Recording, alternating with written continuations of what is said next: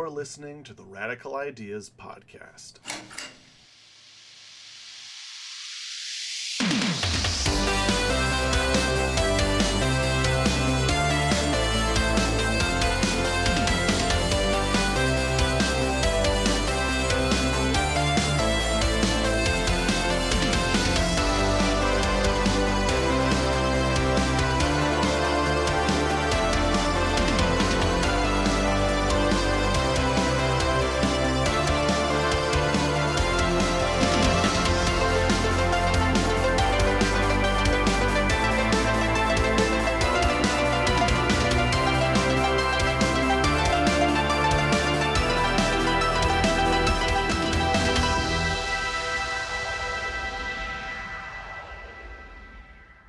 Episode 9, The Justice League. We open up in a dingy warehouse, and we see Evan McCullough drinking alone. We see that he's looking at the publicly posted obituaries of Digger Harkness, Mark Marden, and Mick Rory. The public official story is that they died in prison. We see an entire wall of research of Evan trying to track down where his friends had been transferred. He has the name Bell Rev, but no location. It is highly classified. And Evan's search for his friends has yielded nothing. But as he is mourning the loss, a voice from behind him speaks up. "Excuse me, Mr. McCullough, yes?" Evan jumps up with a start. Suddenly, dozens of hologram duplicates of himself fill the room and surround this intruder. A smaller man with graying red hair. He is wearing a tweed jacket with elbow patches. This display of holographic power draws a smile across his face. "Remarkable. Truly. You successfully cracked hard light holography. This could change the world. You have 5 seconds to explain yourself before me and my friends here start firing." "Oh, now there's no need for that. I am simply an admirer of your incredible work here, a fellow scientist. My name is Professor Anthony Ivo, and I have come on behalf of my employer with a job offer." "Ivo, I've heard of you. Why does Lex Luthor's roboticist want me?" "Well, it is true that Alexander Luthor is one of my many employers. He is not who I am here on behalf of today, which is good news for you, as Mr. Luthor would never make the offer I am about to. My employer is in need of your services, and is willing to pay $1 billion for them." Evan falters for a moment. "Yeah, right. Like I'd believe that." Ivo smiles. "Boys," he says, and suddenly, stepping from the shadows, are dozens and dozens of androids with glowing shards of kryptonite in their chests.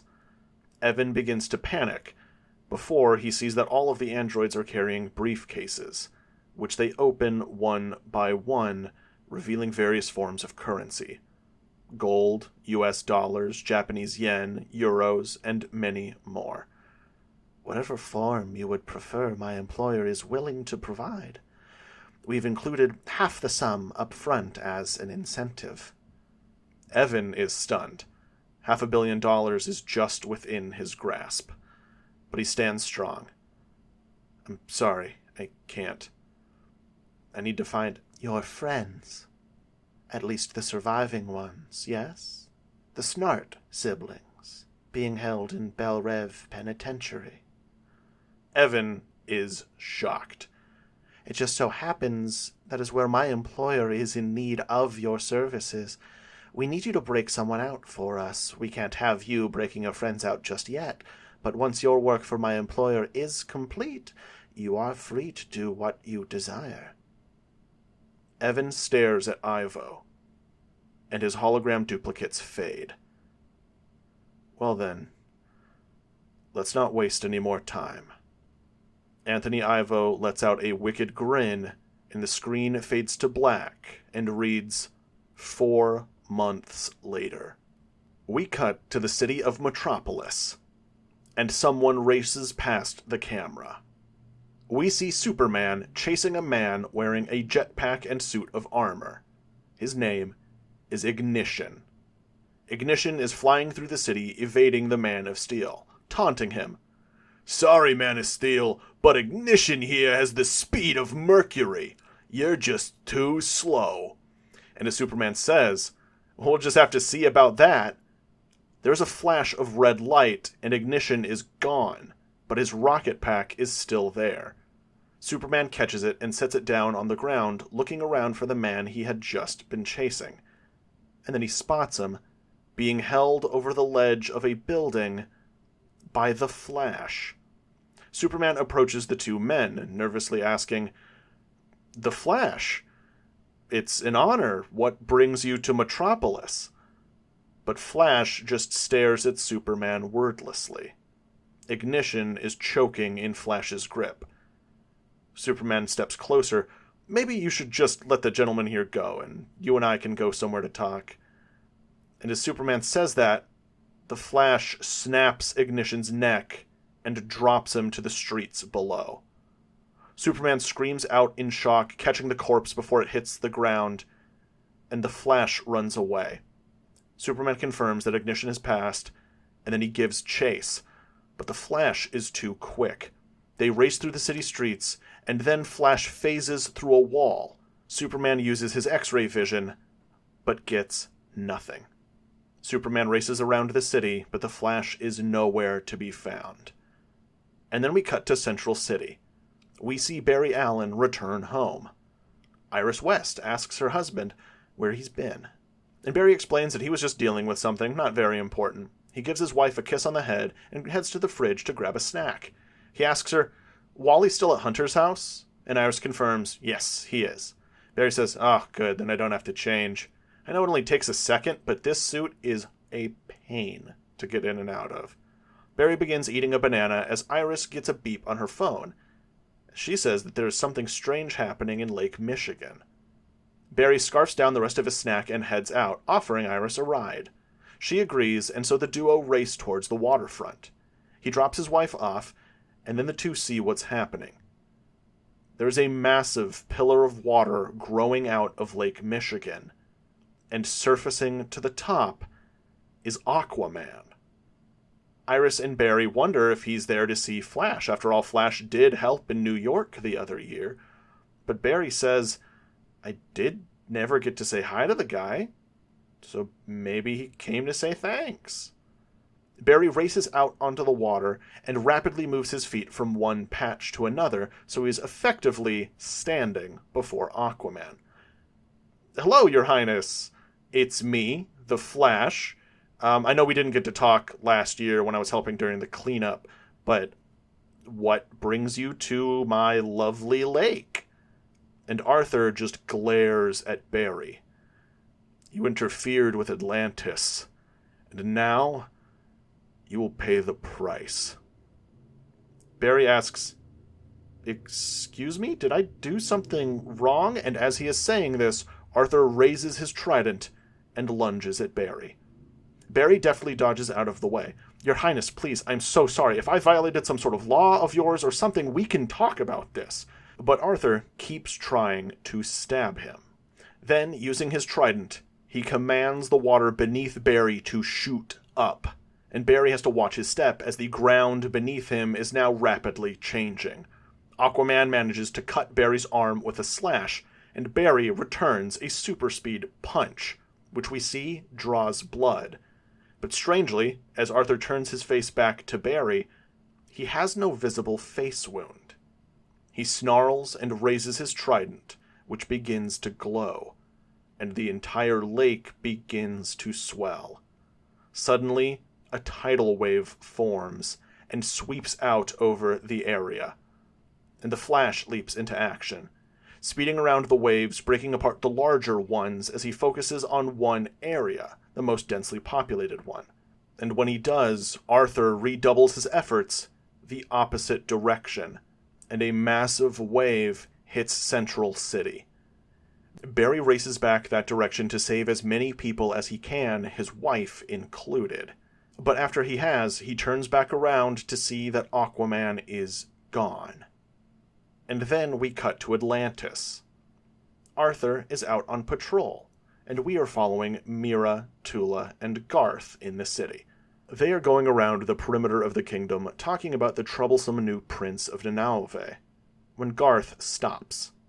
He looks out into the distance and sees something strange.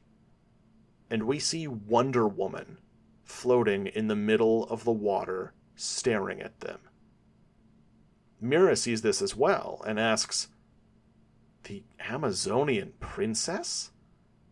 Diana draws her sword, points it to the kingdom, and suddenly, swimming over the horizon, comes an army of Amazonians in aquatic armor, and they begin attacking Atlantis. A full-blown war breaks out, but somehow the Amazons are outmaneuvering the Atlanteans on their native turf. They are dodging and weaving through attacks that by all means should be hitting them, and eventually we see Amazons begin to be struck by what should be lethal attacks. But when the Atlanteans pull back their blades, the Amazons don't bleed. Arthur arrives back from his patrol just in time to see one Amazon stab Garth through the chest. Arthur rushes to his friend's side and helps him up. Arthur then uses his fish telepathy to summon a pod of whales to the area to fight off the Amazons. And seeing this, Diana orders a retreat. Arthur and his people collect their wounded, and as Arthur looks out at his kingdom, he orders them all to prepare for war. And then we cut to the island of Themyscira. We see Princess Diana. Her hair is longer than the last time we saw her. Her armor is different than what we saw during World War II. She and a group of Amazon soldiers are exiting the ocean after some naval drills. Diana is counting her sisters as they exit the water, making sure that they have everyone.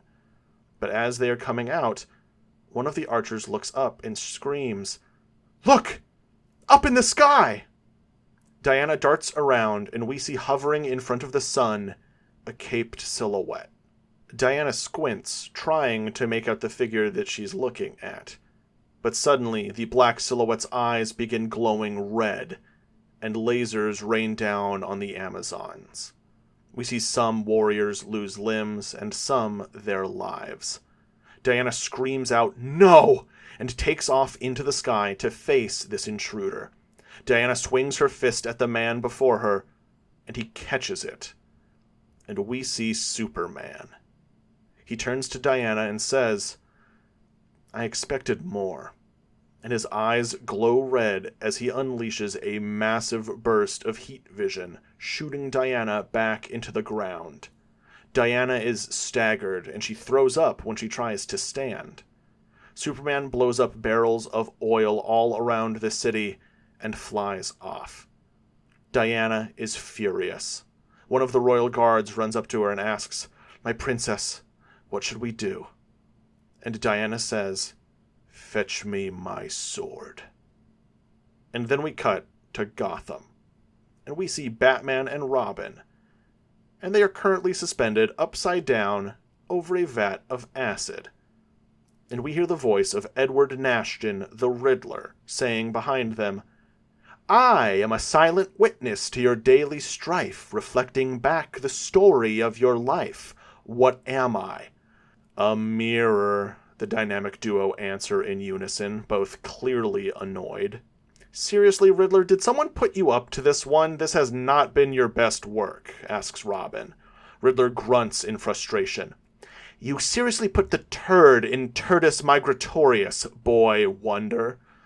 "Ooh, scathing," Robin rolls his eyes. The chain lowers closer to the acid as Batman and Robin struggle in the chains. Riddler laughs, and Robin asks Bruce, "Cutting it a little close today, huh?" And Bruce says, "Stick to the plan." "Hey, Riddler, I got one for you. Always whining, but never winning. Always running, but never racing. Always competing, but never placing. What am I? Riddler chuckles and says, a loser. And Robin immediately quips back, yeah, well, you'd know. Riddler lets out an annoyed huff and says, that's it! Goodbye, dynamic duo! And Riddler hits a button, releasing the chain to drop into the vat below. But of course, that was all part of the plan. With the chains in freefall, Batman finishes cutting through the link that he'd been working on, and the chains go flying off the two heroes. Batman and Robin extend their capes and glide away from the acid, landing amongst Riddler's goons. And they begin fighting them off in a beautiful display of coordinated butt-kicking. We cut inside Riddler's office as he is quickly gathering his things to run away, but the door is kicked open, and in walk Batman and Robin. Riddler sighs, sets his stuff down on the ground, and presents his hands to be handcuffed. We then cut outside. The sun is beginning to set, and the GCPD arrive to collect the Riddler and his goons. Batman and Robin are there to help clean up the scene, and we see Commissioner Gordon and Detective Renee Montoya approach. Gordon thanks the two men for their swift work, saying that it'll be good to get back to some normalcy in the city for a bit. And Montoya nods, saying, yeah, especially with what's been going on everywhere else. Robin asks her what she means, and she says, you two haven't heard? Aquaman attacked Central City, Flash killed someone in Metropolis. So much for the new age of heroes, huh? And Batman and Robin share a look and excuse themselves from the scene. We cut back to the Batcave, and we see the two heroes reviewing the footage of the Flash and Aquaman's attacks. In the background, we see Jason Todd and Tim Drake practicing martial arts under the tutelage of Alfred Pennyworth. This doesn't seem right. It doesn't fit either of their MOs. It's too specific. It feels purposeful. Like they're being played against each other? Batman stands up and begins packing a utility belt. Someone is playing the world's superheroes against each other. We need to do something about it. We? And Batman turns, hitting a button on his computer, and the platform where the Batmobile is parked descends, and rising in its place is a compact black jet in the shape of a bat. We. Jason and Tim excitedly rush up to look at the Batwing in all of its glory. Tim asks, "You're gonna go meet the other heroes?" And Dick nods as he climbs into the back seat. "Make sure the boys are in bed by 9, Bruce says to Alfred as he climbs in. "Of course, Master Wayne." The jet canopy closes, and the Batwing roars to life. The waterfall exit of the Batcave opens, and in an instant, the jet takes off into the skies. Batman and Robin climb above the clouds, and we see the moon in the sky. Dick asks where they're headed first, and Bruce says, Metropolis. And we cut to the city of Metropolis, where we see the Batwing soar in front of the moon. And then, leaping from it and gliding down to the rooftops, are Batman and Robin. They land close to where the Flash had killed Ignition, and the two of them activate their detective visions and get to work analyzing the crime scene. But it comes up clean. They then follow Flash and Superman's chase path through the city using CCTV footage, coming up to the wall that Flash had run through.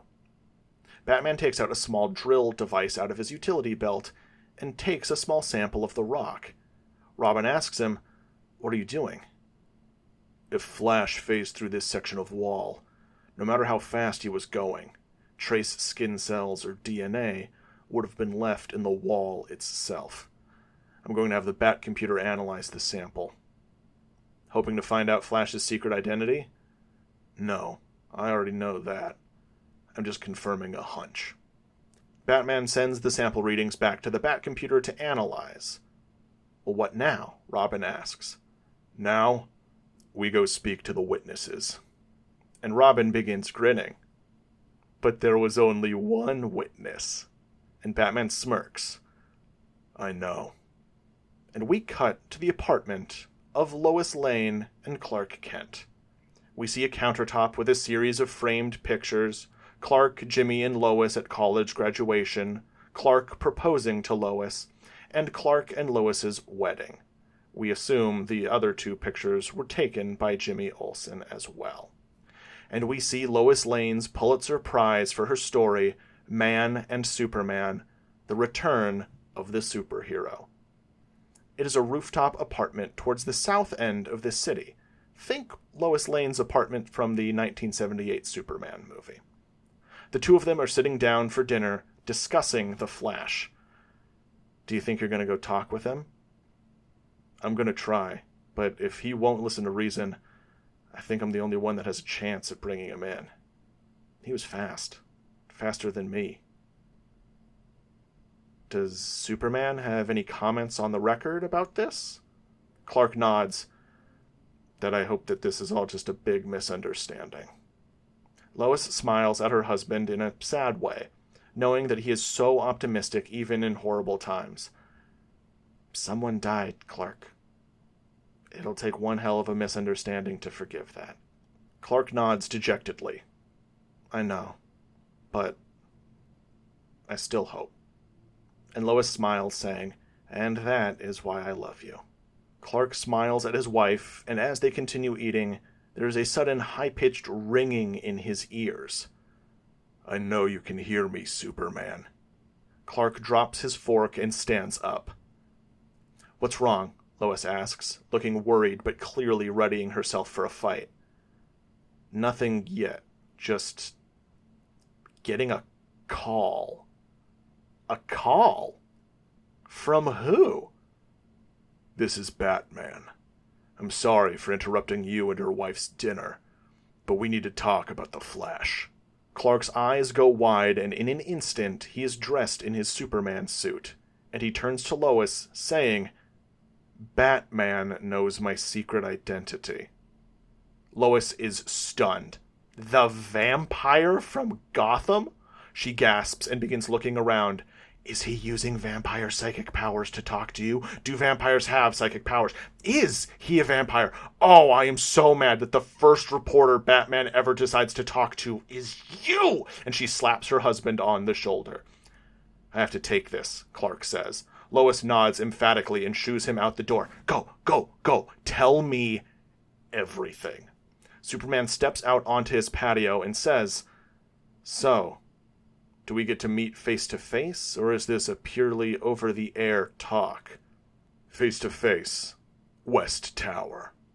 Superman turns west and, using his supervision, looks several blocks down the street, where he sees Batman and Robin perched atop gargoyles, looking his direction through bat binoculars. Robin waves at him, and in an instant, Superman is hovering in front of the two. Hi, Dick says, clearly containing a burst of excited energy. Hello. You two know it's rude to come knocking at dinner time. It's a matter of life and death. You'll forgive the intrusion. Oh, will I? If you're the man I think you are, yes. How did you find my home? Satellite surveillance tracking supersonic activity in the city. 2 hot spots kept popping up. The Daily Planet and that building. Only 2 people frequent both locations, and one of them is your wife. Keeping a satellite trained on my city couldn't be easy. You're one of the most powerful beings in recorded history. It's worth the effort. We see Superman try his X-ray vision on Batman and Robin, but he sees that their masks can't be permeated. Lead-lined masks? Tungsten. We're not evil. We get the whole secret identity thing, so your secret is safe with us, Robin pipes in. Well, that puts my mind a little at ease, Superman chuckles. Batman glares at Robin, but Robin just gives Bruce a look of, come on. You saw the Flash kill Ignition earlier today. Tell me what you saw. Nothing more than I told the police. Flash grabbed him right in front of me and broke his neck. We know that. I mean, what did you see? You have super sight, X-ray vision, anything out of the ordinary. Well, I mean, plenty out of the ordinary. He can run faster than me. His entire body was vibrating with energy. And as Clark says that, Batman and Robin get a ping on the Batcomputer's findings. No trace DNA found in the wall sample. Vibrating. Vibrating how? Vibrating literally. His entire body was shaking. It was like he was flickering in and out of existence right in front of me. Batman looks to Robin, and Robin nods. We see Robin pull up security footage in his Detective Vision AR. He brings up all security cameras owned by Wayne Enterprises subsidiaries along the path that Superman and the Flash's fight went. Superman looks at the duo as he cannot see the AR and asks, "What are you doing?" I'm confirming Batman's hunch. And we see as Robin nods. He passes his AR screen results over to Batman's field of vision, and Batman sees what Robin just found. Slow motion playback of Superman chasing the Flash, slowed down to 120 frames per second, frame by frame. It's a faster refresh rate than Central City, but it's consistent. And we see that every 120th frame, the Flash flickers out of existence. Superman looks puzzled at the two heroes in front of him. Refresh rate. The Mirror Master. And Batman nods, or someone using his technology. He's been in the wind for over a year. And Robin says, "So that means we should probably go ask the foremost Mirror Master expert where he could possibly be." And Batman nods. Superman says, "I'm coming too." Batman and Robin turn to face the Man of Steel, but he continues, "If you're wrong, and the Flash is guilty, you'll need me to bring him in." Bruce stares at Superman for a beat, and then, "Fine." Robin lets out a massive smile, and we cut to the Batwing flying through the skies, with Superman flying alongside. We cut to Central City, and we see that it is late at night, and the Flash is still running around, cleaning up the mess of the flood that Aquaman had caused. Flash is trying his best, but despite his speed, some damage is beyond his capabilities to repair. He is trying to vibrate a much larger piece of rubble from a collapsed building nearby, and is not having much luck breaking it apart. "Please, allow me." The rubble is suddenly lifted out of the way, and the Flash turns to see Superman hovering in front of him. Superman! The Flash is instantly in front of him, reaching for his hand and shaking it rapidly. "Thank you. Oh, man, I cannot believe I am meeting you right now. I have so many questions." "Well, we have some for you as well." "We?" Flash asks, and suddenly you hear the whooshing of capes as Batman and Robin land beside him. Oh man, my wife is going to be so jealous. "Do you have an alibi for 4 p.m. your time?" An alibi? Do you guys think that I did something? Oh, no, did I break some sort of superhero rule? Was there a union I was supposed to join? Dick Grayson chuckles at that, but Bruce approaches the Flash with a picture of Ignition's corpse. 5 p.m. Metropolis time. Gabriel Bartos, aka Ignition, was killed. There was one witness. "Me," says Superman. "Superman pursued the culprit through the streets, but lost them as they phased through a wall." Barry looks nervous, unsure of what they're getting at, until Batman brings up a display of CCTV footage showing Superman chasing the Flash. "Look familiar?" Flash's eyes go wide. No. You have to believe me. I did not do this. I could not kill anyone. I wouldn't kill anyone. Batman glares at the Flash, but then puts the display away. "I know you wouldn't. Doesn't fit your MO. "We think this has to do with the Mirror Master," says Superman. Flash looks relieved for a moment before turning on his detective brain. But that doesn't track with his MO. The rogues were dangerous, sure, but they never killed anyone. "He's been inactive for over a year. Many of his friends just died in prison. Desperation changes people." Flash looks sad. "They didn't deserve that." Superman nods solemnly, placing a hand on Barry's shoulder. Barry looks back up. So you're saying that someone who looked just like me killed someone in Metropolis? Does that mean that this could be the same thing? Flash says, gesturing to the destruction around them. Superman nods, saying, that's what we're hoping.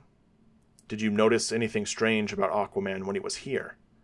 Flash says, besides the fact that the king of the ocean was in a lake? Not really. I never met the guy, so he seemed pretty much how I'd always seen him on the news. Did you notice any flickers when you looked at him? Asks Robin. Flash turns to the boy and shakes his head.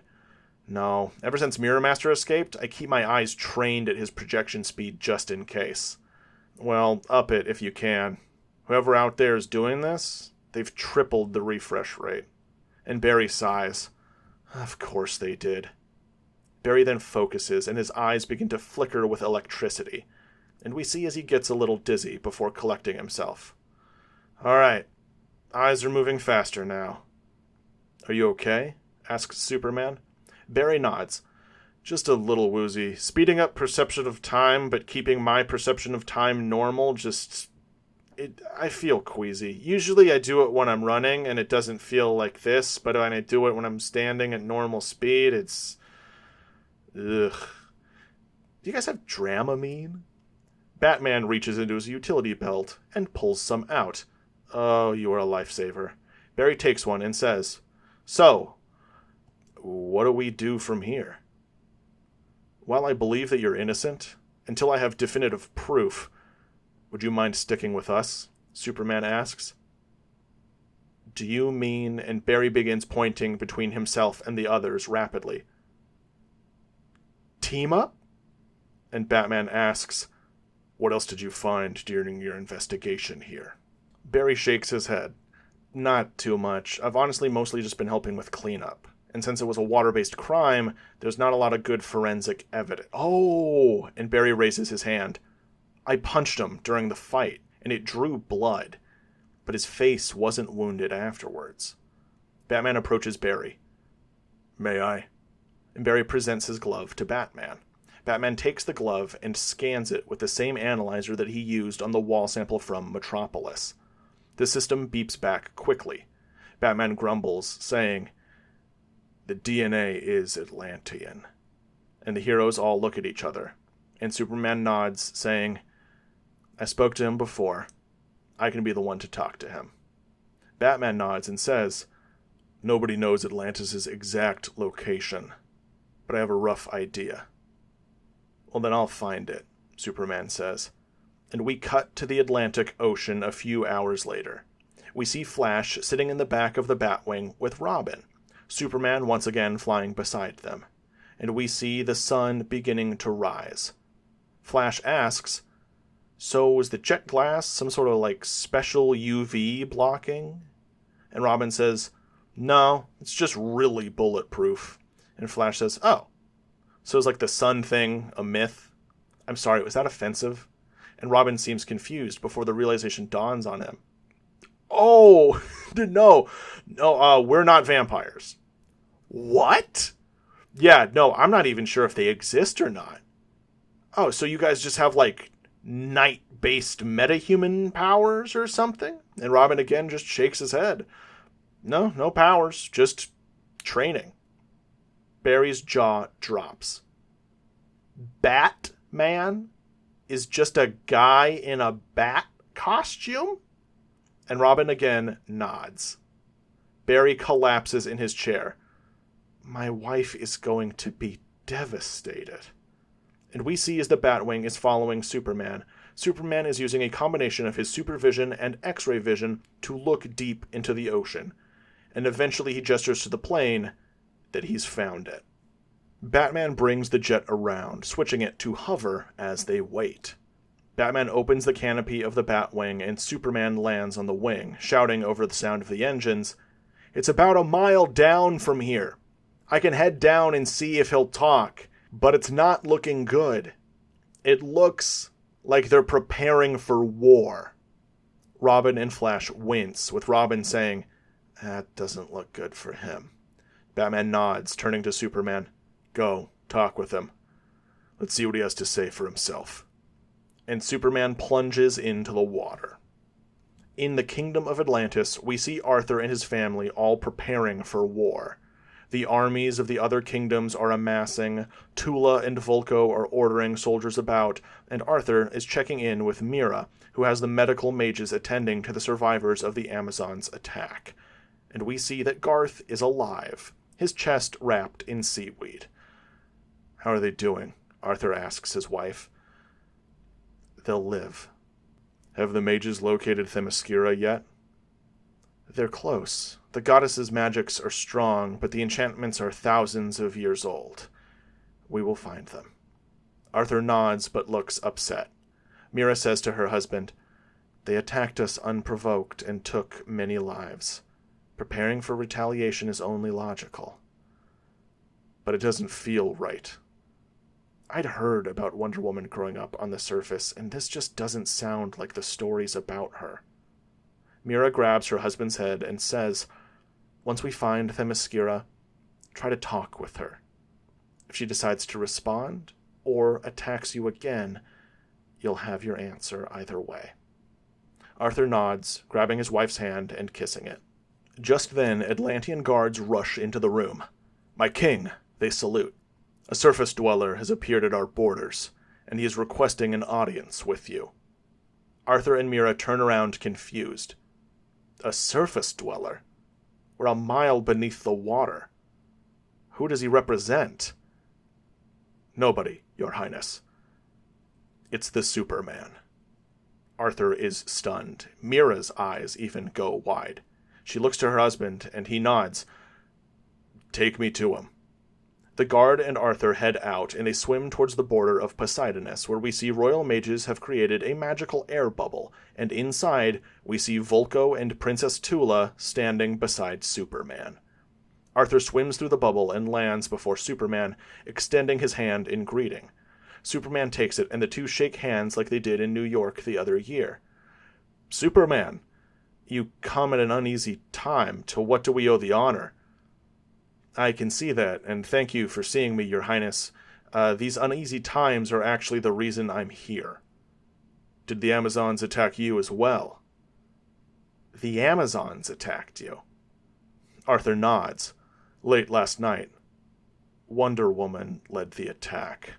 Superman is shocked, and he says, And where were you yesterday?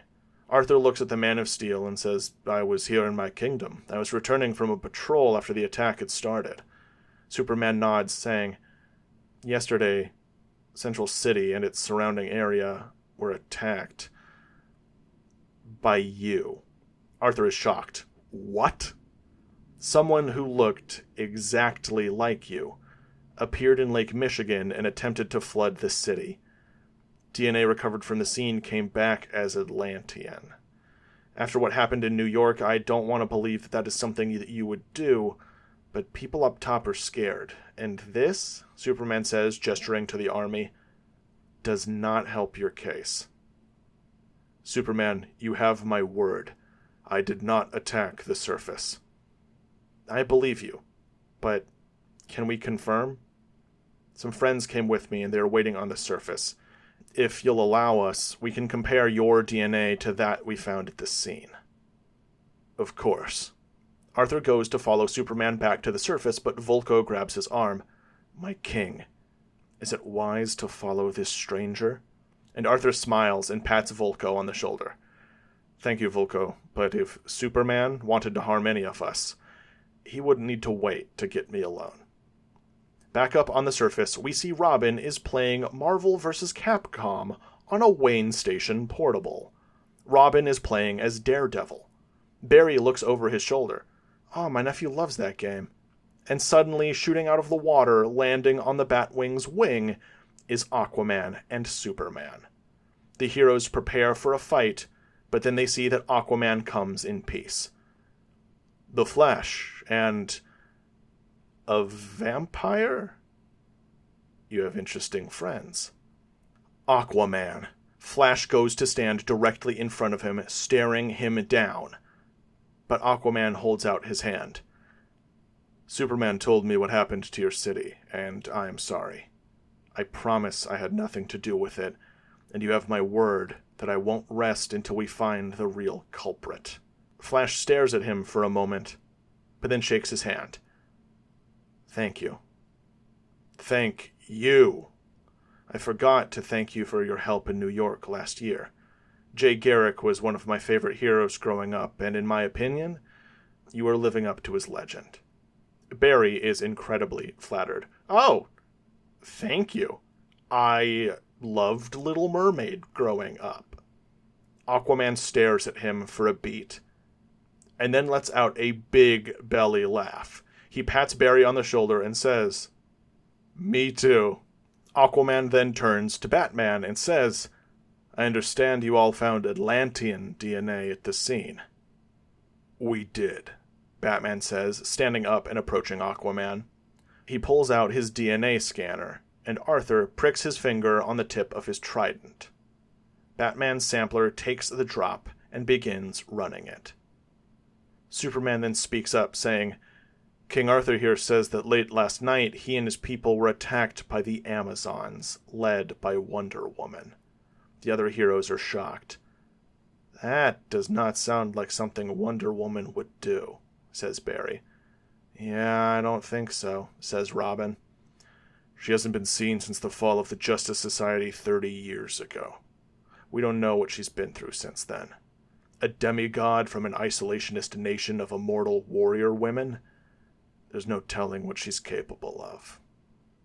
And suddenly we cut to Metropolis. We see Lois Lane, Jimmy Olsen, and Perry White. They are sitting in Perry's office discussing their next headline. Return of Atlantis. Aquaman's vengeance? Asks Perry. I think we need to wait for Clark to get back with the whole story, says Jimmy. Heading to Central City in the middle of the night to get a story. Now that is a reporter. You are really rubbing off on your husband, Lane. Hey, he's learning from the best, says Lois. Perry and Jimmy nod in agreement. So, the Flash kills some criminal of the week here, then Aquaman floods the Flash's hometown. Something here smells fishy, and it's not the mermaids.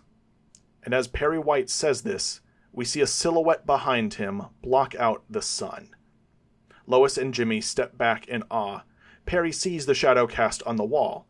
Well, if it isn't Super, and Perry White turns around to face Wonder Woman. She is wearing a regal cape, she is brandishing a sword and a shield, and in her hands is the glowing lasso of truth. Wonder Woman floats forward and shatters the glass to Perry's office. I seek Lois Lane, Diana says. The rest of the Daily Planet staff all line up around Perry's office to stare at the long-lost superhero. Lois steps forward. I'm Lois. Diana glares at her and immediately throws her lasso around her. She steps forward and lifts Lois off of the ground as the lasso glows gold. The Lariat of Gaia compels you to speak the truth. Where is Superman? Lois gasps and responds honestly. I don't know. How can I find him? Well, you smashed into the Daily Planet and began harassing his favorite reporter, so he'll be finding you. Diana snarls. You joke? You defend a murderer and mock me? A murderer? Jimmy and Perry ask in unison. Tears begin to well in Diana's eyes. He slaughtered my sisters in cold blood. I seek justice. Lois says, I don't know who you think that you're looking for, but Superman isn't a murderer. He's never killed anyone and never would.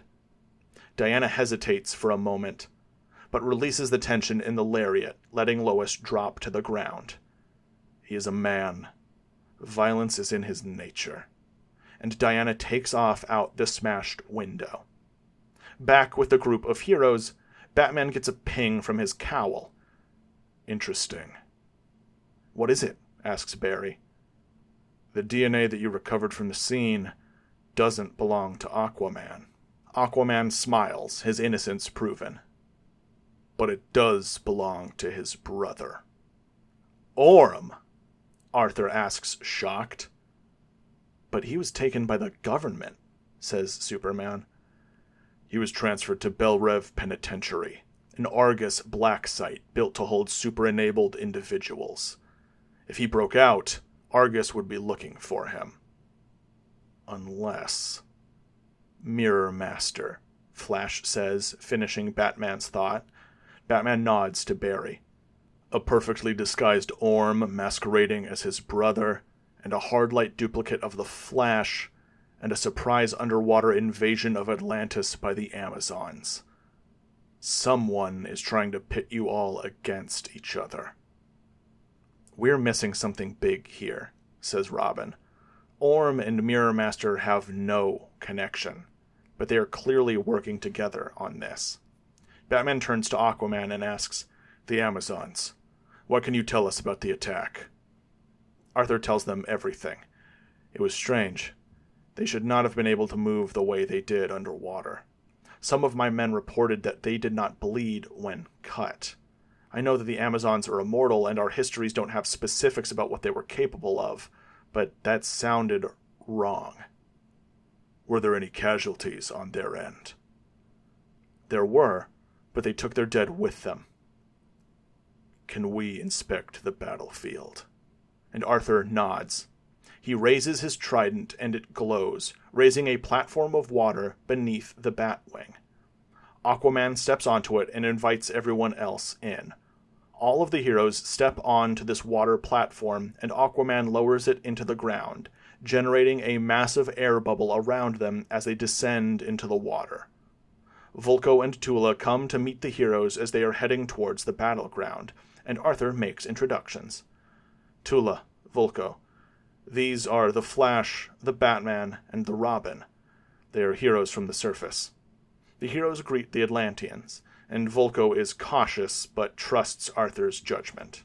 And they all finally touch down on the sea floor. Arthur plants the trident in the ground, increasing the area of the bubble all over the battlefield, allowing the heroes to walk around. They begin their investigation, and Robin marvels for a moment that he is walking on the seafloor. And as he does, Barry notices something strange. A piece of the seafloor is flickering. He asks the others if they can see it, which of course they cannot. He approaches the flickering and begins looking. Superman comes up to join him and uses his X-ray vision, and he picks something up. He directs the Flash onto where to reach through the hologram, and Flash phases his hand through the hard light and grabs what Superman sees. The hard light suddenly fades, and in the Flash's hand is a robotic arm. The Flash looks it over. It's advanced for sure. Superman looks at it, saying that it's reminiscent of the Brainiac drones that he'd fought years ago. They hand the arm over to Batman. It's likely based on the designs. Those drones jumped robotics technology ahead decades, and the kryptonite they ran on even more so. Batman turns the robot arm over and says, There are less than 10 people on the planet capable of making something like this. If we take it to the Fortress of Solitude, it should be able to determine who made it. At the offer of visiting the fortress, Robin excitedly looks to Batman. Batman lets out a little sigh and says, Then we should go. I'm coming with you, says Aquaman. The heroes turn to face him. This is a threat that affects my people, and my brother has something to do with it. The heroes nod in agreement, and Superman holds out his hand and shakes Aquaman's. Aquaman turns around to Tula and Vulko. Let the armies know to stop preparing for war with Themyscira, but we are still in danger. Bolster our defenses and prepare for another attack just in case. Of course, Uncle. Aquaman and Tula hug, and he turns back to the other heroes. And we get a shot of the Batwing flying through the air beside Superman. And down on the water, we see Aquaman riding the waves as the Flash runs alongside him, and they head to the Fortress of Solitude. The heroes all arrive and land just outside the door, but something is wrong. The door has been opened. Superman raises his hand to stop everyone and says, Someone's here. The heroes all stand back. Superman looks and says, "They used the spare key." Robin asks, "You leave a spare key for the Fortress of Solitude?" And Superman says, "It weighs 500,000 pounds." All the heroes share a concerned look, and they head inside. As soon as they enter, they see the signs of battle. The super androids run by Kellex lay destroyed all around, and as they enter the center of the fortress, a hologram of Kellex appears and says, "Kal-El, you are under attack." "From who?" Superman asks, just as time slows down. We see as the Flash reacts in super speed and sees Wonder Woman rushing Superman with her sword. Flash runs and pushes Superman out of the way, limboing under the blade as he does. The heroes all leap back, and turning to face them is Princess Diana of Themyscira. "Murderer!" she shouts and leaps at Superman again. He dodges out of the way of her blade, but she keeps attacking. "Murder?" asks Flash. "Another imposter," says Batman, who leaps into action against Diana. Aquaman looks at Diana attacking Superman and notes that she looks different than the one who attacked Atlantis.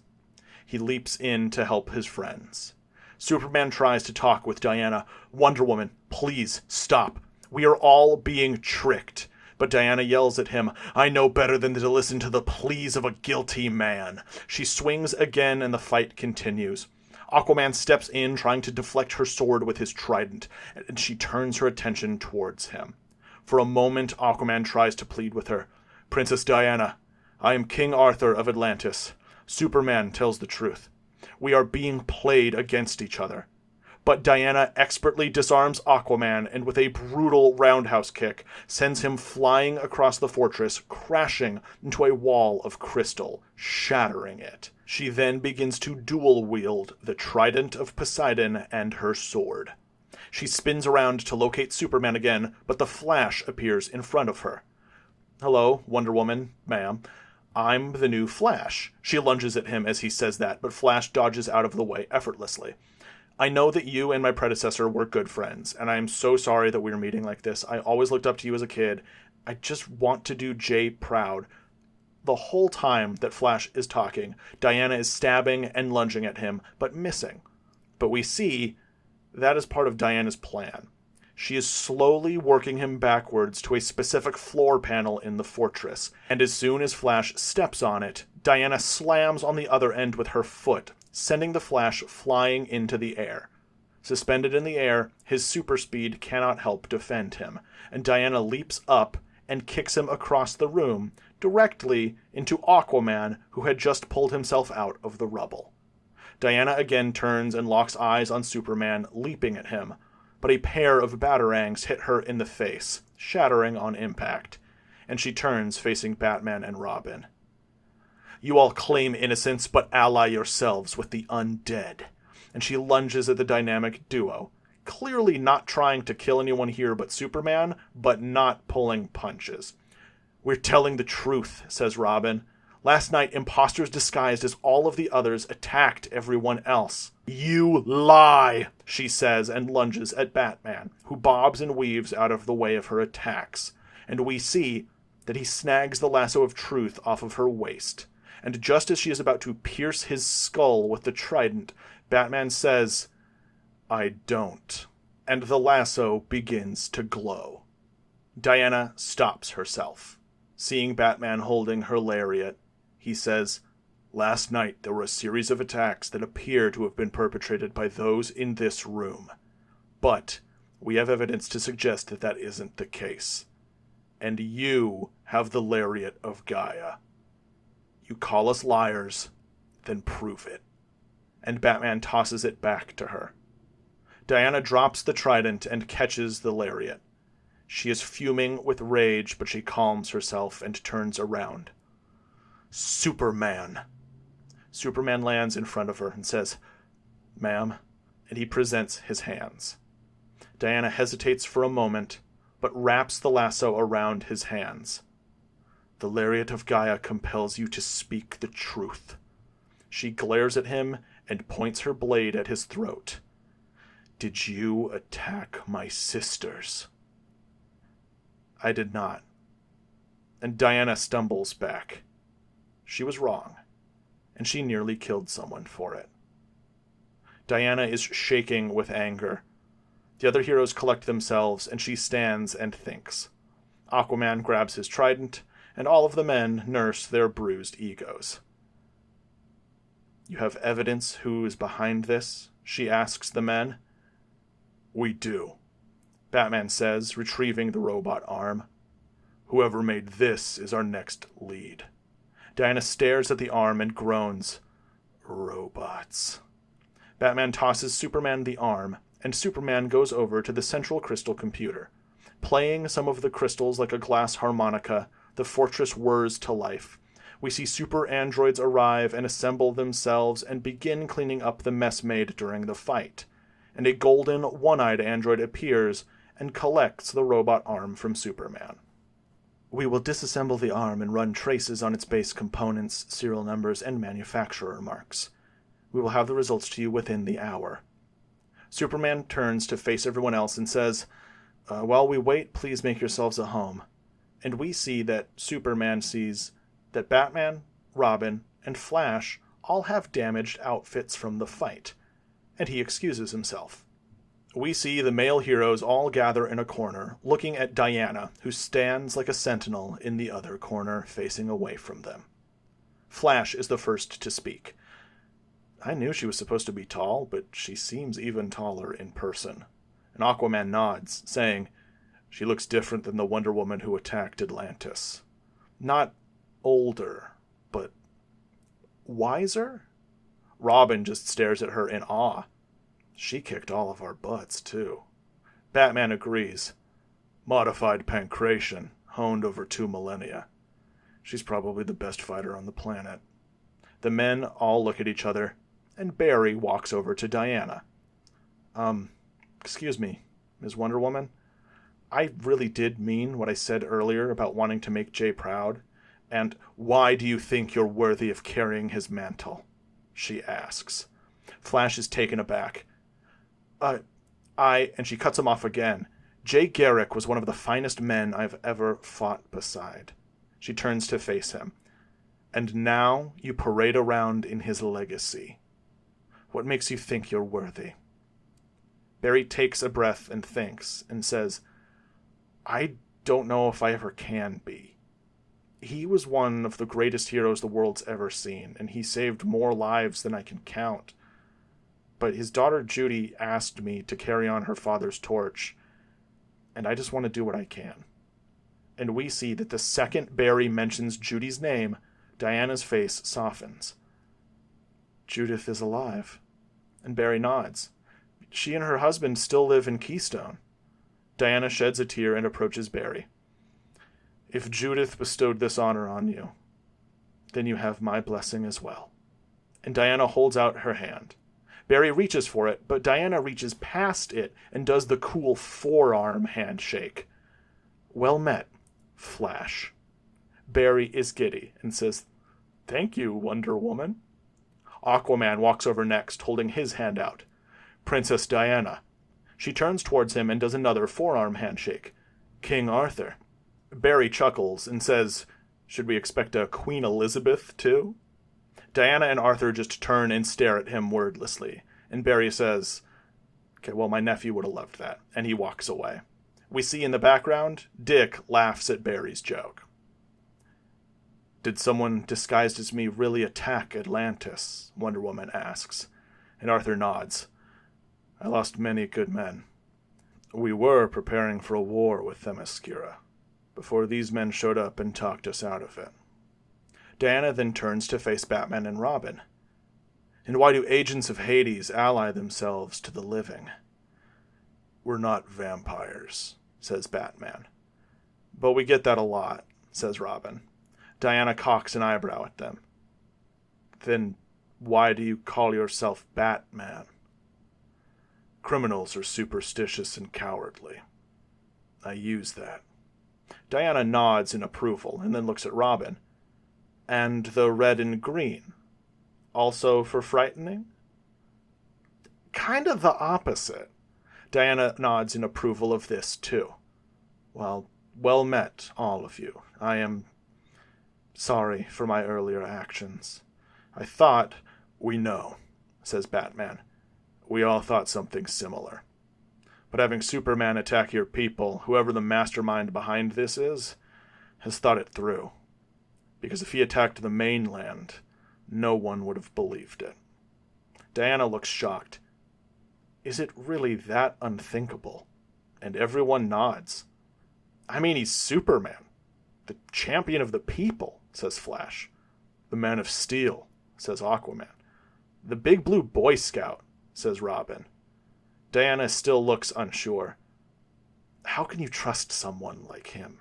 How could you trust someone like Martian Manhunter or Captain Marvel? I know what you're thinking. He sounds too good to be true. And I know that because I thought that too. I think we all did at some point. But for the last 12 years, he has done nothing but prove himself time and time again. He has saved billions of lives and never taken a single one. I don't expect you to trust him just yet, but give him the benefit of the doubt. And as Batman says this, we see Superman return to the room holding some boxes. He sees where everyone is and approaches them. Batman, Robin, Flash, I saw that your suits were damaged in the fight, and I wanted you to have these. And Superman hands them their gifts. The men open the boxes, and inside are brand new, indestructible supersuits. In an instant, the Flash spins and is in his new suit, and we see that it is the same texture as Superman's suit, and is entirely comic accurate to Barry Allen's classic design. They're made from the same material as mine, so I'm sorry if I overstepped. This fits perfectly, Flash says in excitement. Thank you, Robin says, with Batman nodding to Superman. Just then, the Fortress computer dings, and Kellex says, "Results ready." Superman faces Kellex and says, "Go ahead." This machine is consistent with techniques developed by Professor Anthony Ivo. Ivo? Superman asks. You know him? Asks Aquaman. Not personally, but he's the robotics professor at Metropolis University. And he works for Lex Luthor. Luthor? Wonder Woman asks. A descendant of Lachlan Luthor? Superman nods grimly, and Wonder Woman snarls. There is little worse in this world than rich men. Robin makes an ooh face and looks directly at Bruce. Bruce ignores him. So, Metropolis next? Flash asks, and all of the other heroes nod. Superman turns to Diana. I know that we started off on the wrong foot, but I would be honored if you came with us for this. Diana looks at Superman, then to the other heroes, and she holds out her hand, and they shake on it. Superman struggles to maintain his composure as his childhood hero shakes his hand. And the scene cuts outside. The other heroes are waiting by the Batwing, and then we see as Batman and Robin exit the Fortress of Solitude dressed in their brand new suits. Once again, entirely comic accurate. And with this, the new team of heroes head out. We cut to Metropolis University. We see students walking between classes, we see them enjoying a sunny day on the quad, and we cut inside the science building to the front desk. The receptionist is finishing up writing an email, and the service bell is rung. She spins around to help to see who rang it, and freezes, her mouth agape. Standing in front of her are Batman, Superman, Wonder Woman, Aquaman, the Flash, and Robin. Hello. I was wondering if you could point us to Professor Ivo's office, Superman asks. The receptionist stares back and forth at the figures in front of her and raises a shaky hand pointing to her right. Lab 601, down the hall? Thank you, Superman says, busting out a massive Midwestern farm boy smile. As the other heroes turn down the hall, we see students beginning to swarm them. They are asking for autographs, they are asking for selfies, and the Metropolis U journalism department push through, asking about the criminal accusations. Superman looks at the others and says, "Leave the press to me." Batman and Robin nod, and Batman says, "I'll check the lab." "I'm coming with," says Flash, and the three detectives head down the hall as we hear Superman begin to hold an impromptu press conference. Batman, Flash, and Robin enter Ivo's college laboratory, with Lex's funding being very apparent as soon as they enter. This lab is much more advanced than they were expecting. Flash zips around the room, returning to Batman's side, saying, "Room's clear, no professor." Batman and Robin spread out and look around. We see plans for robotic monkeys, we see examples of other similar robotic arms and legs around the lab, and Robin stops at a schematic. It looks like Da Vinci's Vitruvian Man, but it shows a completely cybernetic being with a power cell in its chest. The designs are labeled Metallo. Batman heads over to Ivo's personal computer and plugs in a device. Fans of the Arkham games would recognize this as the cryptographic sequencer. And we see as the screen blitzes through numbers and letters until it brute forces its way into Ivo's computer. Once he's in, Batman begins going through the computer, and it's clean. Too clean. One thing they do find, however, is an approved time-off request from the school, and they see that Ivo has been out of office for a few months. Batman goes into the disk itself and begins reconstructing deleted files. And finally, they find something. A fragment of a communique. Somebody speaking to Ivo about a job, and they specifically mention Evan McCullough by name. Much of the messages back and forth between Ivo and this mystery contact are corrupted and unrecoverable. But they do get one key piece of information. Coordinates. To a location in the middle of the Louisiana swamp. Batman notes it down, and the detectives head out. We then cut to the Daily Planet. We see that Perry's window is being taped over and contractors are already working on repairing it. Perry shouts out, "Great Caesar's ghost! Wonder Woman, Superman, Aquaman, the Flash, and the Batman and the Robin are all spotted at Metropolis U. Lane, Olsen, get there immediately." Jimmy and Lois grab their bags and rush out the door. But as they're heading down the street, Jimmy looks up in the sky and says, "I thought Perry said Superman was already at the college." Lois says, "He is. He's on live stream right now." And we see that Lois is watching a student's live stream of Superman, who is expertly fielding an array of questions. But Jimmy is still looking into the sky and says, "Then who's that?" And we see another Superman flying through the air, heading towards the college. Back at the college, Batman, Robin, and Flash meet up with the others, saying that they have their next lead. But as they step outside, Superman is hit in the chest with a massive blast of heat vision. We see Clark's veins bulge under his skin, and he collapses into the ground with a horrible burn on his chest. The other heroes look into the sky and see Superman flying there. "I don't know who you all are, but I'm going to have to bring you all in," says the imposter. Diana snarls and draws her sword. Flash worriedly taps on Batman's shoulders, saying, "Guys, I'm not seeing any flickering. That's not a hologram up there." Batman pulls Superman up off the ground, and Clark stumbles and has trouble standing. We see his super healing begin to take effect, but it's going slowly. And we see Batman's detective vision flash him a warning. High levels of kryptonite radiation detected. Batman takes a step back, and both he and Superman say in unison, "Kryptonite." Diana points her sword at the imposter and takes off towards him, and the two begin a mid-air battle. Diana swings at this Superman, but he dodges and weaves between her strikes. One of her slashes closes in on him, but we see he deflects it with his arm and punches Diana down into the campus ground. As the two fight, Flash is running civilians to safety, and Aquaman is looking for some way to help. Superman finishes healing from the laser blast and flies in to aid Wonder Woman. He begins fighting, but we see that he gets woozy as he approaches this imposter. But Superman perseveres. As the trio fight mid-air, Flash looks up and notices something.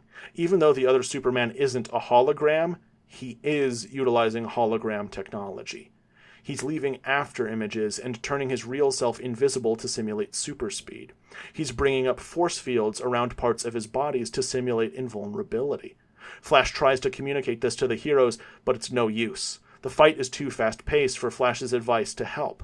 Batman steps out and says, "Robin, call Alfred and tell him to prepare a large donation to Metropolis University." Robin looks at Batman and says, "Why?" And Batman says, "Because they're going to need to replace all of their electronics." Batman pulls a small device out of his utility belt, and we cut to the Batwing parked on the opposite side of the campus. We see students taking selfies with it, and a few even standing on top of its wings. But as the jet roars to life, the students leap off to safety. The jet takes off into the skies and pulls a U-turn. We see as it locks on to the imposter Superman, and it fires a small projectile. The projectile flies through the air and then detonates, setting off a large EMP. We see student devices all around the school suddenly shut down. Computers, television screens, everything flickers and fails. The lights around the campus all go out, and we see the imposter Superman stagger for just a second. But that second is all Diana needs, as she lunges at him and slashes at his face. The imposter Superman screams in pain, and as he turns around to face the other flying heroes, we see that part of his face has been slashed open, revealing a metal skeleton beneath a layer of false skin. Superman and Wonder Woman stare at the imposter in shock. The imposter lets out a roar and fires another blast of heat vision, but we see that his left eye was cracked by Wonder Woman's attack, and as he fires his blast, the beam cracks out the rest of the protective glass, and instead of firing out red, it comes out green, and it's aimed directly at Superman. But Diana steps in front. She blocks the beams with her bracers, and the force of the blast shoves her back into Clark, and they fly backwards through the air. Her gauntlets heat up, we see radiation burns on her skin, but Diana takes the blast. And as she puts her arms down, we see that her super healing instantly recovers from this. But as she looks back towards the imposter is gone. "Where did he go?" Diana shouts. "West," Batman says, "and I think I know where." "Superman!" And we see that Lois Lane and Jimmy Olsen have just arrived on the scene. Lois rushes over to her injured husband, whose kryptonite burns only now finish completely healing. "Are you okay?" Superman nods and says, "Kryptonite laser. I always forget just how painful pain is." "Lois Lane?" Flash says excitedly. "Oh, now my wife's really gonna be jealous." Lois looks at her husband and says, "So, got a quote for me?" And Superman nods and says, "Several." He gestures to the other heroes and says, "Everyone, this is Lois Lane, and that is Jimmy Olsen from the Daily Planet. Anything you can say to me, you can say in front of them. Lois, this is Batman, Robin, Flash, Aquaman, and Wonder Woman." Lois stares at Diana and says, "We've met." Clark looks puzzled, but Diana steps forwards towards Lois and lowers her head. "I am sorry about my actions before. You were right. Superman was not the one responsible." "If you really want to make it up for me," Lois says, "when all this is done, let me interview you?" Diana stands and chuckles. Lois says, "You've been gone for 30 years. People have questions." Diana stares at the other heroes and then back to Lois and says, "Then they shall have their answers. But first, justice." She sheathes her sword and heads to Batman. He brings up the coordinates and says, "I recovered these from Ivo's computer. Fragments to somewhere in the Louisiana swamplands." "So that's our next stop?" asks Robin. But Batman turns to his ward and says, "Not yours." Robin turns towards Bruce upset, but Bruce raises his hand. "Whatever this is, someone is trying to frame and kill everyone here. This is too dangerous." Robin rolls his eyes, saying, "I've already come this far. And until now, this was just an investigation. Head back to Gotham. That is an order. I'm not leaving you alone out there, Dick protests. But then a hand appears on Dick's shoulder. He looks up and sees Superman. He won't be alone. Robin looks at the other heroes and relents. Okay. But be safe out there. Batman nods to Robin and pulls him in for a hug. Robin heads to the Batwing and hops inside, setting its course for Gotham. As the canopy door closes, he shouts out, "The boys are gonna want autographs!" And the Batwing takes off. As the wind blows the caped heroes' cloaks billowing in the wind, Jimmy Olsen pulls out his camera and snaps a picture. As Robin heads back to Gotham, leaving the team of adult heroes, we cut back to the imposter Superman, just as he touches down in the middle of the Louisiana swamplands. An alligator swims away at his presence, and suddenly the ground begins to rumble. Wild animals all flee the area, and a structure rises from the waters. A pitch-black dome resembling a skull rises from the murk, and a door opens up. The imposter flies in. He lands in the center of a chamber with a large dais and 2 long tables to either side, and we see Professor Anthony Ivo run up to him. Ruptured dermis, cracked ocular lens. He pulls a device from his pocket and scans the doppelganger. And many subsystems were fried by that EMP. These repairs will take some time. He snaps his fingers, and several drones bring him sets of tools. I almost had him, growls the doppelganger Superman. As he says this, we see 2 figures approach from the shadows. A Mirror Master, in a much more sleek version of his suit, and Orm, with a cut across his face in the same place Flash had punched the imposter Aquaman.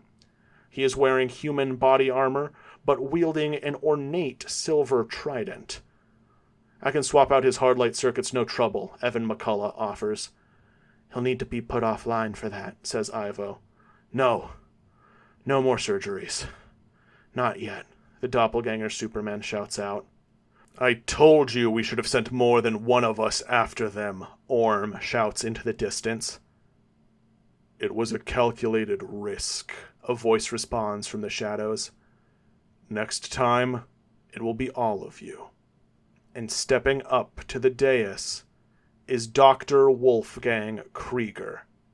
But he looks different. He's not wearing his glasses, his beard is trimmed closer to his face, and instead of the garb of a Nazi scientist, he is dressed in a long blue overcoat and a black turtleneck. The heroes are likely on their way now, and we will be ready for them.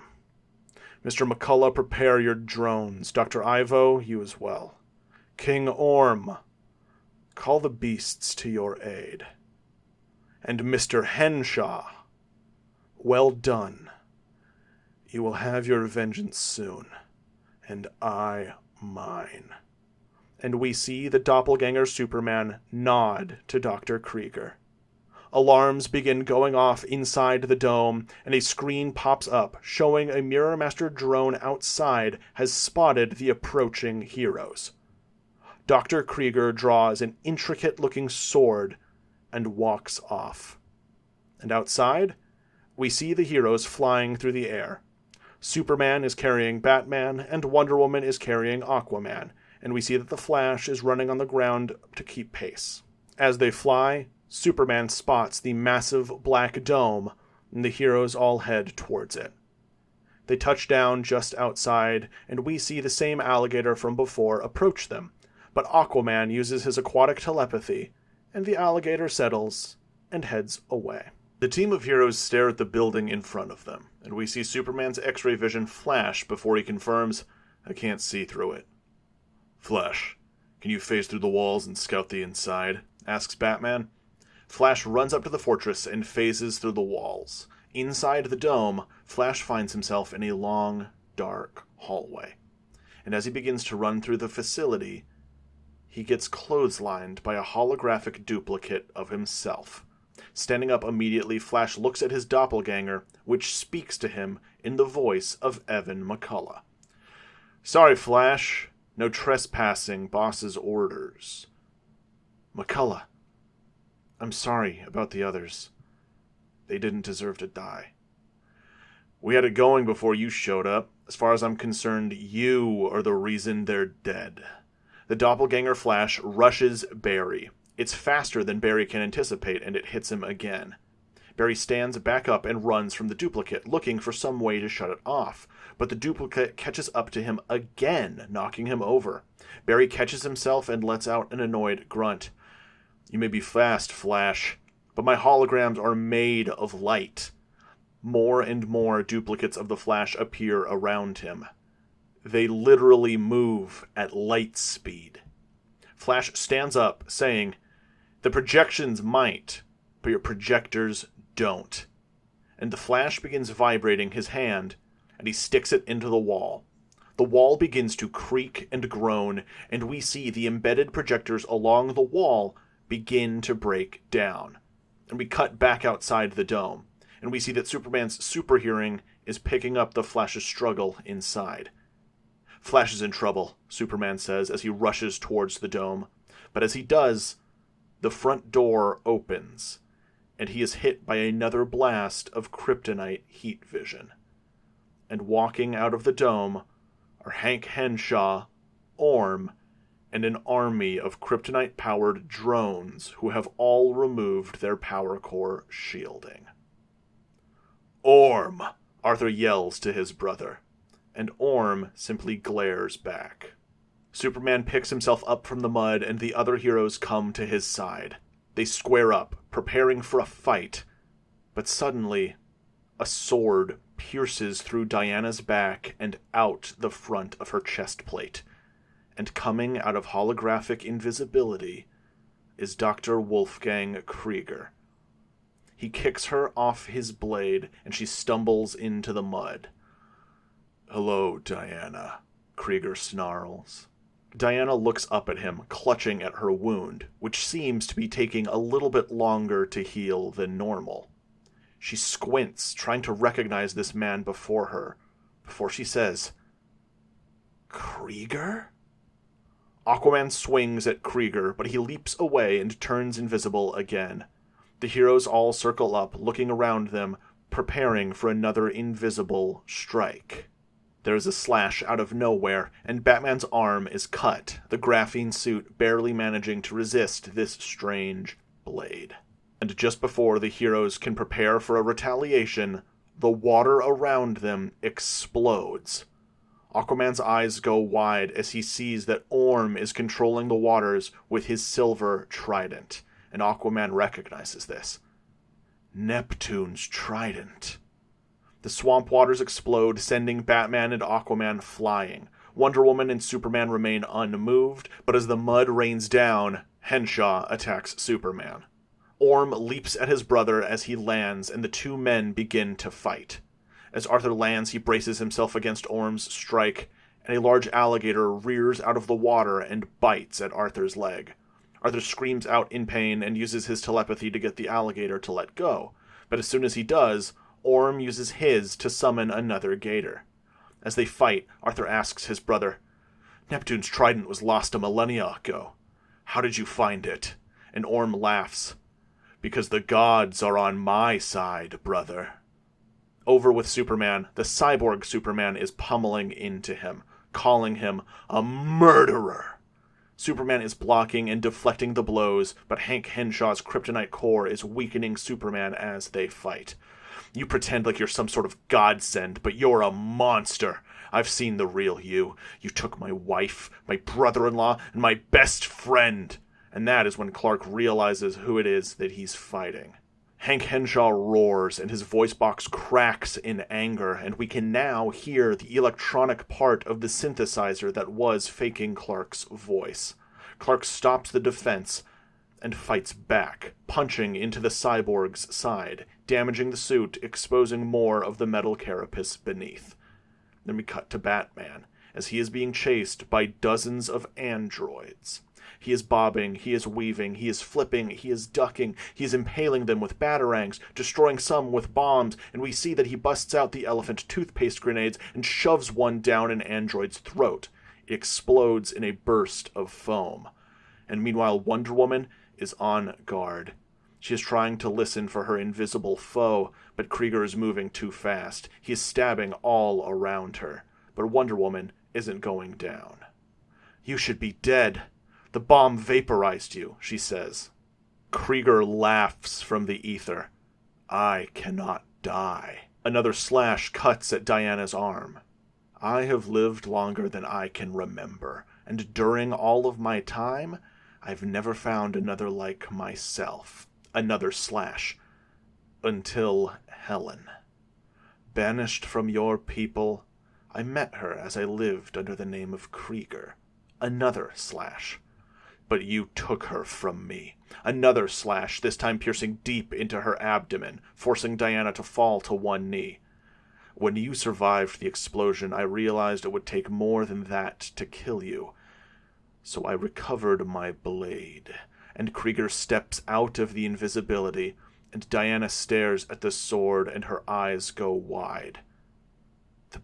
The blade of Cronus? "I preferred the God Killer," Krieger says, admiring the blade. "Zeus was by far one of my stupidest children, not unlike Albrecht. He thought burying the blade with me would seal us both away, but it only sped up my escape." Diana's face turns to one of horror as she realizes the man standing before her is the Titan Cronus. "Hello, granddaughter." Krieger smiles at her. Back inside the dome, the Flash is running through the facility, vibrating the walls, disabling the built-in hardlight projectors, and he eventually comes to the center meeting room. "Come on, McCullough, we don't have to do this. I'm sorry about your friends, but just because I was the one that brought you in doesn't mean I'm the one responsible for their deaths. You stopped my friends, and they were killed because of it. And now, I lured your friends here, and they'll die. So you know what? Let's call it even." And dozens of Mirror Master duplicates appear and leap onto the Flash. Flash tries to vibrate through all of them, but he has to keep his feet solid so he doesn't sink into the earth, and the holograms exploit that Achilles heel. Eventually, they manage to get Flash by all 4 limbs, and they begin to pull him apart. Flash screams in pain as they pull. He tries to vibrate his limbs free, but the holograms are keeping pace with him. But we see, as the electricity in Flash's system builds and builds around his rapidly vibrating limbs, and he screams as there is a burst of electricity. The burst fries several of the drones, and Flash falls to the ground with a thud, but he doesn't stay down for long. He bolts upright and runs back outside, where he sees the ensuing madness. As he looks around, he sees Krieger standing above Diana, about to deliver a killing blow. And the Flash bolts over and saves her, just narrowly avoiding the blade. Diana gasps as her wounds finally stitch closed, and Flash asks her, "Are you okay?" Diana nods and says, "Thank you, friend Flash." And she stands to her feet. Flash looks at the battlefield, saying, "What are we supposed to do? They planned for all of us." And we see Diana's eyes scan the battlefield, and they lock on to Batman as he is decimating the robotic horde. "Not all of us." She turns to everyone else and shouts out, "Friends! Swap opponents!" The other heroes hear her, but they're confused as to what she means. So Diana looks at the Flash and says, "You, take Orm. I'll handle the cyborg Superman." And Diana flies through the air, heading towards Henshaw. Flash bolts over to Aquaman and Orm's fight. The brothers are kicking up a massive torrent of swamp water as legions of swamp creatures are battling beneath them. And we watch in slow motion as the Flash hops from wave to wave and scoops Aquaman out of the fight. He lands far away and says, "I got this one." And Aquaman says, "Are you sure?" And the Flash says, "No, but she is," gesturing to Wonder Woman. Diana charges towards Henshaw and pulls out her blade, this time managing to catch him in the side, exposing even more of the skeletal features below. She withdraws her blade and kicks Henshaw back, sending him flying through the air. "Allow me, Superman. I will take my vengeance." Superman nods and asks her what she wants him to do, and she says, "Your X-ray vision can see through the holograms, yes?" And Superman confirms, "Yes, it can." And Diana says, "Then you take out the Mirror Master." Superman nods and takes off into the dome. And back with Batman, we see as he is facing more drones. He begins to be caught in the mud, and as he reaches for a batarang, we find that his utility belt is all out. But as an android leaps at him, it is impaled by Aquaman's trident. Aquaman surfs up to Batman's side and says, "Leave the hordes to me." And Batman nods wordlessly, stepping back as Aquaman summons a horde of alligators from the water, which begin to pull the androids beneath. Seeing this, Batman turns around towards the battlefield and begins looking for an invisible man. Meanwhile, inside, Superman smashes into the Black Dome looking for the Mirror Master. Dozens of holographic duplicates of Superman now appear, also speaking in Mirror Master's voice.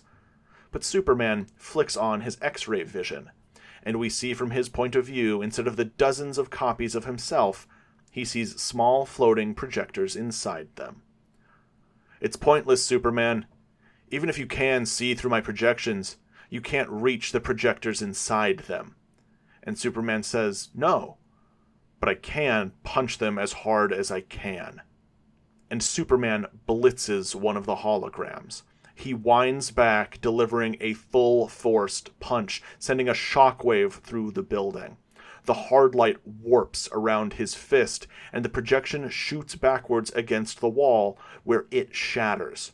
The projector inside slams to a stop with such force that it shatters as well. And all of the Superman duplicates' faces drop, as the real Man of Steel lets out a grin. He begins rapidly zipping between the duplicates, punching them into pieces. Some even fly through the ceiling of the dome. And we cut to the Mirror Master's control room, where his control screens begin flicking on to drone offline, or drone out of range. The screens flick faster and faster until the door behind Mirror Master is ripped open, and inside walks Superman. He uses his X-ray vision to confirm that the man in front of him is indeed the real Evan McCullough and not another hologram duplicate. But as he approaches, Evan pulls out one of his projectors and cracks open its power cell, revealing the shard of kryptonite inside. Superman steps back. "No! I am not going down like this. You can't do this. You can't do this!" And we see as Evan begins to cry, the weight of all of his actions finally catching up to him as he stands facing the Man of Steel. Evan falls to his knees, the kryptonite clinking to the ground.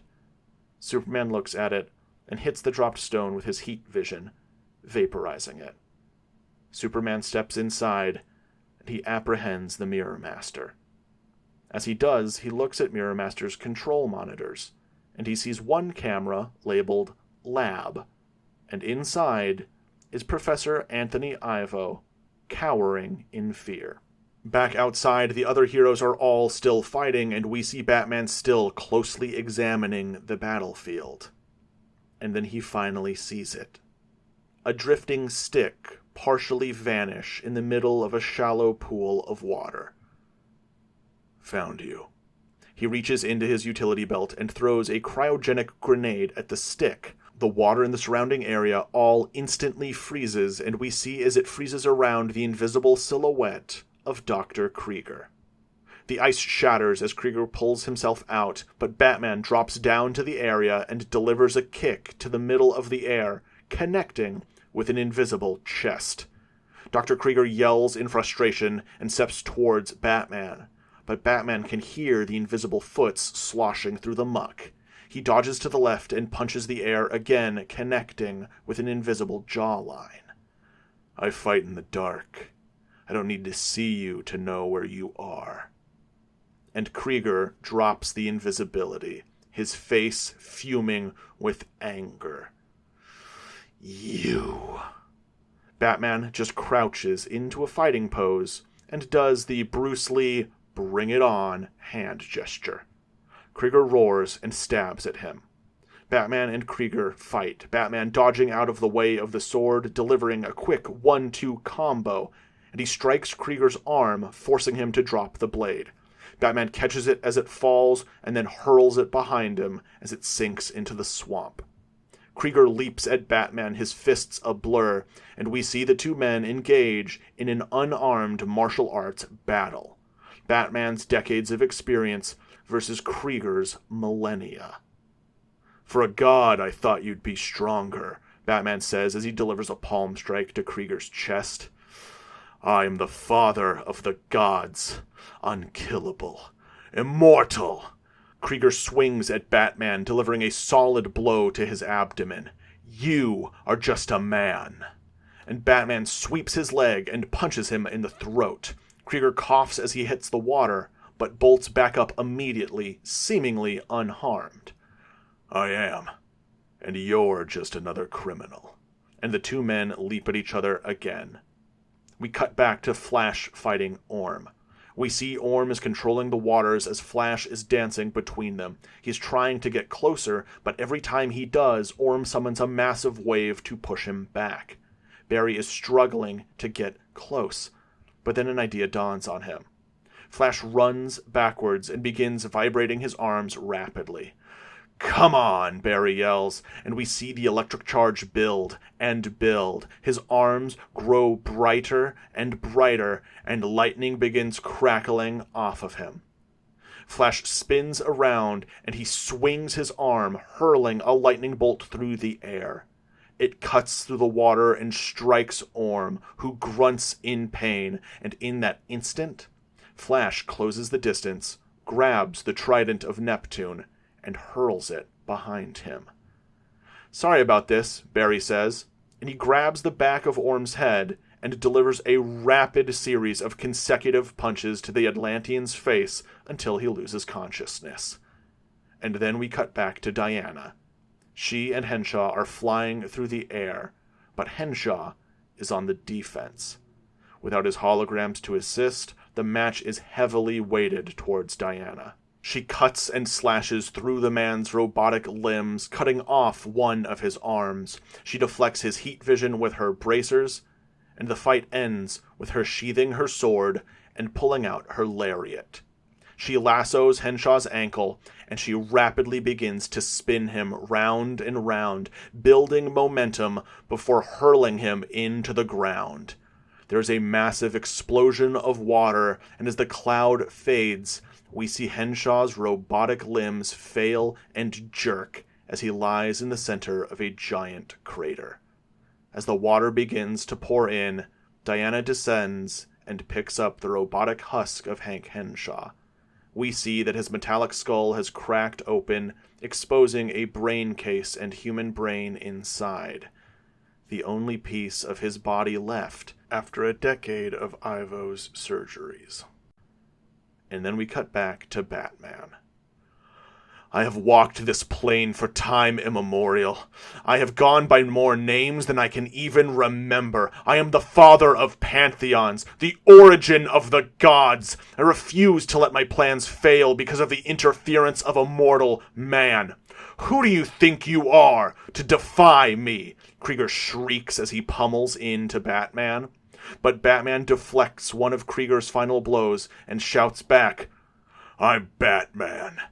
And he delivers a brutal headbutt to the Immortal's face, knocking the man out. Krieger falls backwards into the water, and Bruce pants in victory. But he quickly kneels down, pulls some zip ties out from his utility belt, and restrains the father of the gods. Batman looks up and sees the rest of the heroes all show up with their targets in tow. We see that Superman has both Mirror Master and Anthony Ivo restrained. Diana has Henshaw, Flash is holding an unconscious Orm, and Aquaman shows up with his horde of alligators, all carrying the destroyed remnants of Ivo's androids. The heroes look at each other, and the day is won. We then cut to Washington, D.C., outside of Argus headquarters. We see Amanda Waller exiting the building on a phone. What do you mean, vanished from the chamber? A projector? But as she is talking, we see people behind her look up into the sky in shock. Amanda looks to see what everyone is staring at, and she sees the Batwing, Superman, and Wonder Woman descending in front of the building. Superman looks and spots Amanda Waller. He approaches her and says, "Director Waller, I think I have a story you'll want to hear." And Amanda looks behind him where she sees Aquaman stepping out of the Batwing, holding his brother. We then cut to a holding cell and see Dr. Krieger, now in chains, sitting before Amanda Waller. "We know why you wanted Wonder Woman dead, but why everyone else?" Krieger glares at Waller and says, "I've seen all this before. The rise of the heroes, and their fall. I've lived many lives during my time. I've been a warrior, a poet, a scholar. But time and time again, the lives I remember the most fondly are the ones where I was a god, a conqueror. I wanted that again. But I had to strike before another team of heroes formed. So I assembled my Legion of Doom, and I pit them all against each other, and was going to finish off the survivors." "You're awfully cooperative for an imprisoned god," Amanda Waller says. But Krieger just leans back. "It doesn't matter. Lock me up. Throw away the key. I'll wait. I will wait for the cell to crumble around me, until the bars rust and turn to dust and blow away with the wind. The heroes may have won this time, but I will win in the end. All I have to do is wait."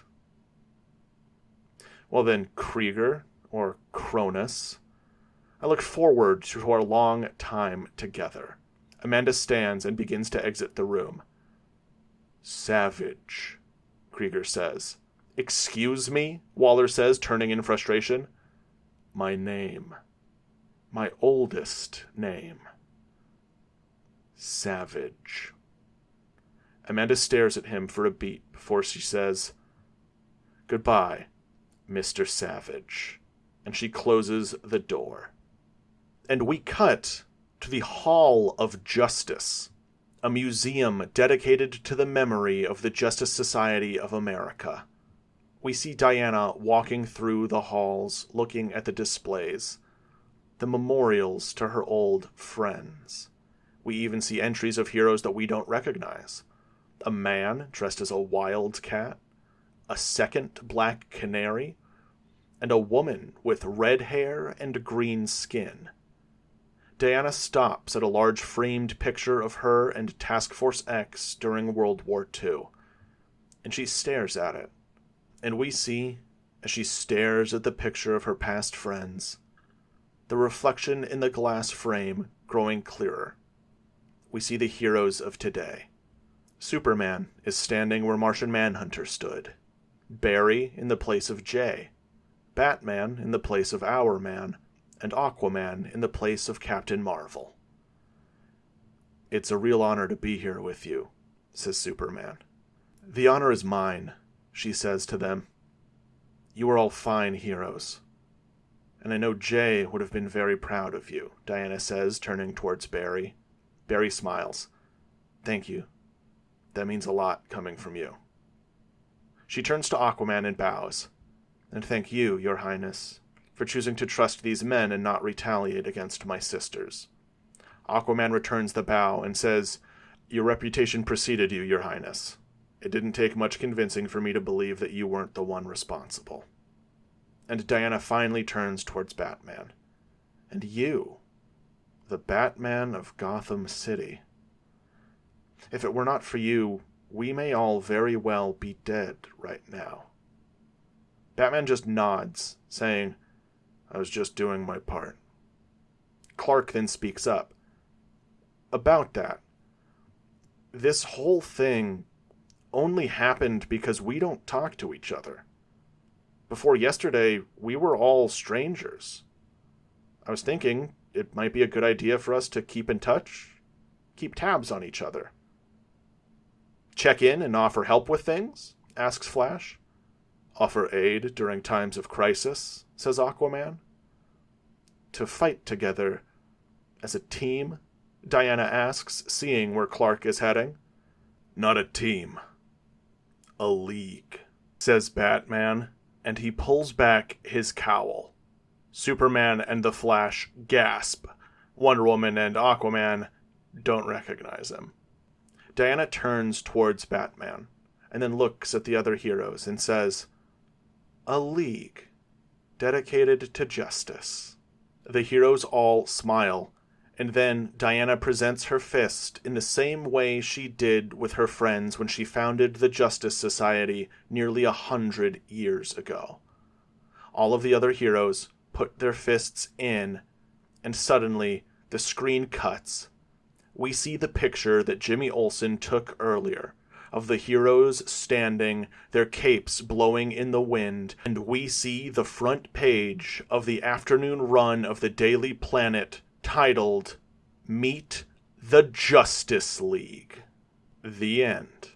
Thank you so much for listening.